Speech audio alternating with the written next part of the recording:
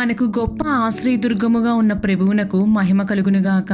ఈ వాక్యమును వినిచుండిన ప్రియమైన వారందరికీ నా స్తోత్రములు తెలియజేయుచున్నాను. ఈ ఉదయకాలమున మన వేకువ మన్నా యొక్క ముఖ్య అంశము దేవునిచే హెచ్చింపబడుట. దీని ధ్యానార్థమై మనము మొదటి రాజుల గ్రంథము 10వ అధ్యాయము 23వ వచనము వైపు మన పరిశుద్ధ గ్రంథమును త్రిప్పెదముగాక.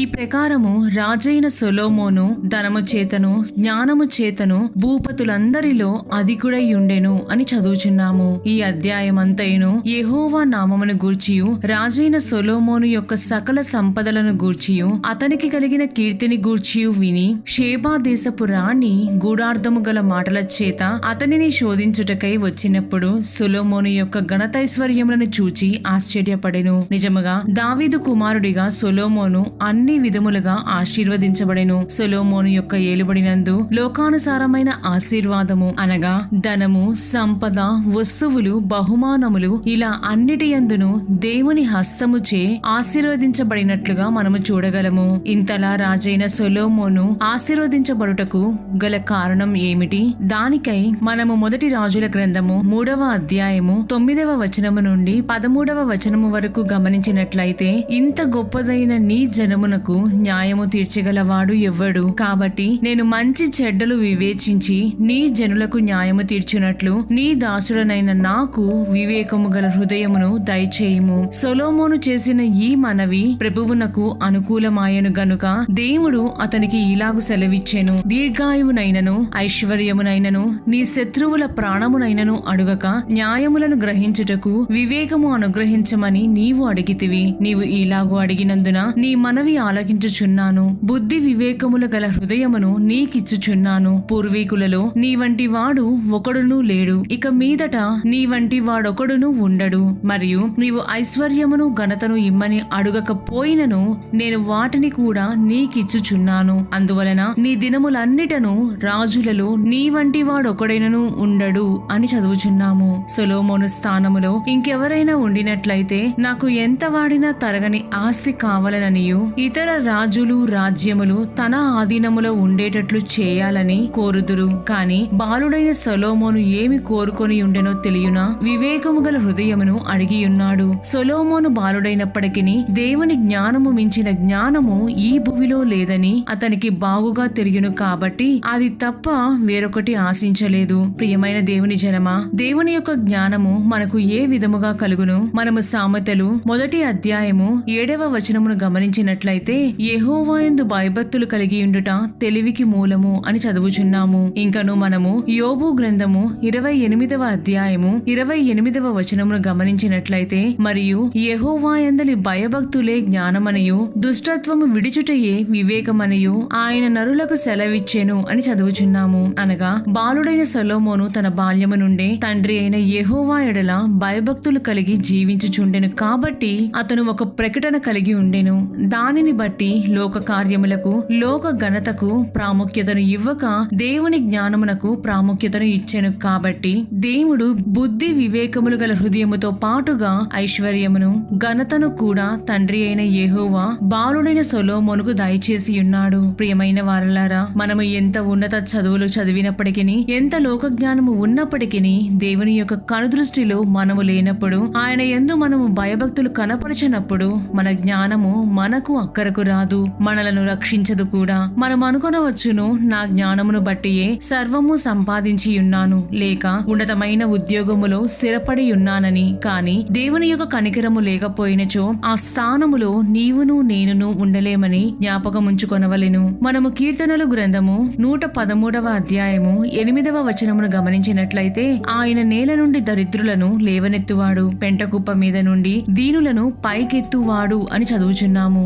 అవును, దేవునికి ప్రీతికరముగా జీవించు వారిని ఆయన ఉన్నతమైన స్థానములో కూర్చుండబెట్టుటకు సమర్థుడు. ప్రియమైన దేవుని బిడ్డ, నీవు అన్ని విధములుగా దీవించబడి ఆశీర్వదించబడవలెనని ఆశించుచున్నావా? అయితే ఆయన సన్నిధిలో ఆనందించుటకు ప్రయాసపడము. ఆయన పాద సన్నిధిలో ఆయన యందు భయభక్తులతో నీవు లోబడి జీవించిన ఎడల సమస్తమైన కార్యములు ఆయన నీ పక్షముగా సఫలపరిచి నిన్ను హెచ్చించుదురు. ఆయన చేతి ద్వారా పొందిన ఘనత మహిమ మన జీవితములలో స్థిరముగా ఉండునని జ్ఞాపకముంచుకొనుము. ఆ విధముగా జీవించుటకు ప్రభువే సహాయము చేయ చేయుదురుగాక.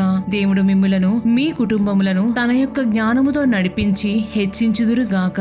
ఆమేన్. దేవుని సన్నిధి నాకానందం, సంతోషంతో ఉల్లసించేదను.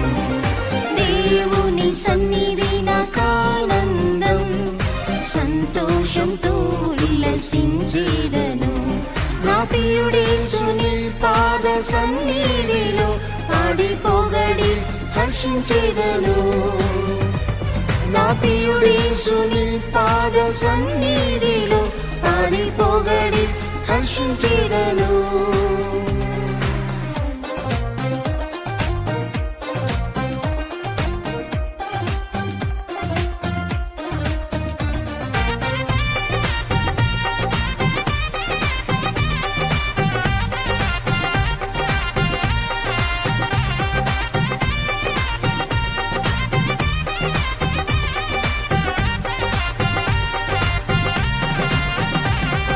జీవంగల దేవుని దర్శించుటకు ఆనందంతో నా హృదయము పొంగుచుండెన్.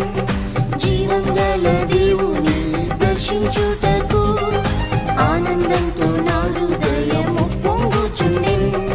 నీ సన్నిధిలో ఒక దినము గడుపుట వెయ్యి దినముల కంటే శ్రేష్టము. నీ సన్నిధిలో ఒక దినము గడుపుట వెయ్యి దినముల కంటే శ్రేష్టము. దేవుని సన్నిధి నాకానందం, సంతోషంతో ఉల్లసించేదను. దేవుని సన్నిధి నాకానందం, సంతోషంతో ఉల్లసించేదను. నా ప్రియుడేసుని పాద సన్నిధిలో పాడి పొగడి హర్షించేదను. నా ప్రియుడు దారి చూపెను, అగ్ని స్తంభముగా ఆత్మలో నడిపి మేఘ స్తంభముగా దారి చూపెను.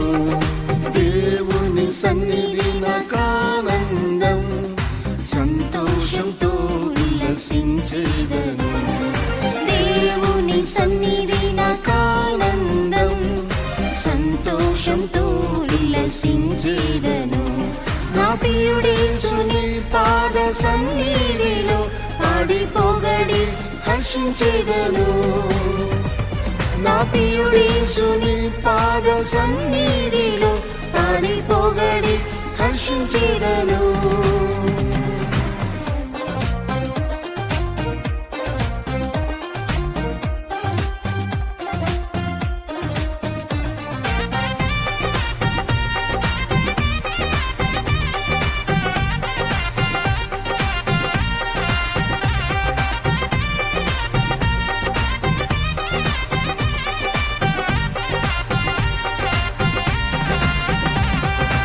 యేసు సన్నిధిలో క్షేమం కలదు, కలవరం పోరాటంలో నిలబెట్టును.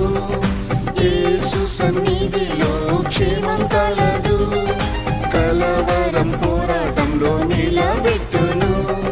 శోధన వ్యాధులు నన్ను బాధించిన, శరీరం ఆత్మలో స్వస్థపరిచెను.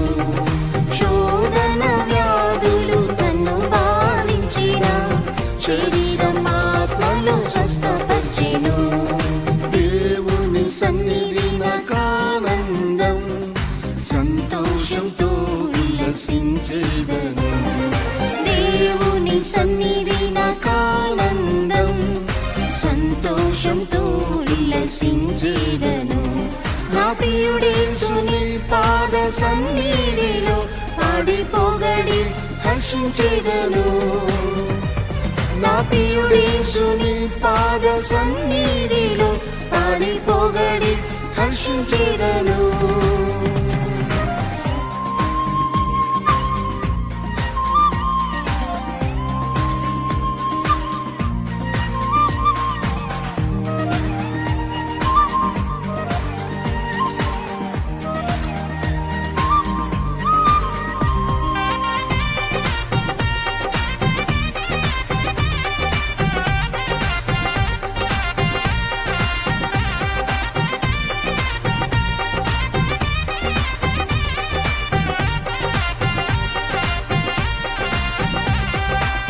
ప్రభు సన్నిధిలో ప్రార్థించి ఏడ్వగా సమాధానం విశ్రాంతి నాకిచ్చెను. ప్రభు సన్నిధిలో ప్రార్థించి ఏడ్వగా సమాధానం విశ్రాంతి నాకిచ్చెను. శక్తులు నాపై దండెత్తి వచ్చినను శక్తిమంతుడు యేసు విడిపించెను. శక్తులు నాపై దండెత్తి వచ్చినను శక్తిమంతుడు యేసు విడిపించెను. దేవుని సన్నిధి నాకానందం, సంతోషంతో ఉల్లసించేదను. దేవుని సన్నిధి నాకానందం, సంతోషంతో ఉల్లసించేదను. నా ప్రియుడేసుని పాద సన్నిధిలో పాడి పొగడి హర్షించేదను. నా ప్రియుడేసుని పాద సన్నిధిలో పాడి పొగడి హర్షించేదను.